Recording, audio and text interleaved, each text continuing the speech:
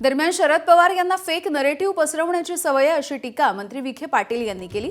तर आम्ही महिन्यानंतर परत चाकणमध्ये येणार आहोत, अडचणी सुटल्या नाहीत तर सरकारला महागात पडेल असं प्रत्युत्तर शरद पवार यांच्या राष्ट्रवादीचे आमदार रोहित पवार यांनी दिलंय। आता शेवटी माननीय मुख्यमंत्र्यांनी स्पष्टीकरण दिल्यानंतर मी काय सांगणार आहे।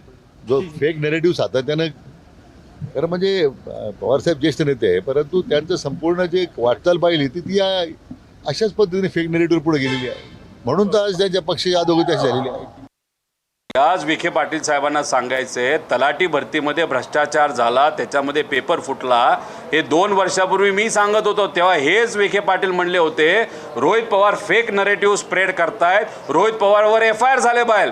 ते आज सिद्ध झाले, ते मॅटली सिद्ध केलेलं आहे की त्यात भ्रष्टाचार झालेला आहे। राजीनामा पहिला देता का ते आधी सांगा, मग पवार साहेबांवर बोलण्याचा प्रयत्न त्या ठिकाणी तुम्ही करा। फेक नरेटिव्ह काय नाही, हे आकडे खरेत। खऱ्या अर्थाने महाराष्ट्रामधल्या बऱ्याच कंपन्या महाराष्ट्राला सोडून बाहेर जात आहेत। या सगळ्या विषयावर जर चर्चा करायची असेल आम्ही तयार आहोत, पण या सरकारमध्ये असणाऱ्या नेत्यांमध्ये धाडस आहे का हे मात्र त्या ठिकाणी बघावं लागेल।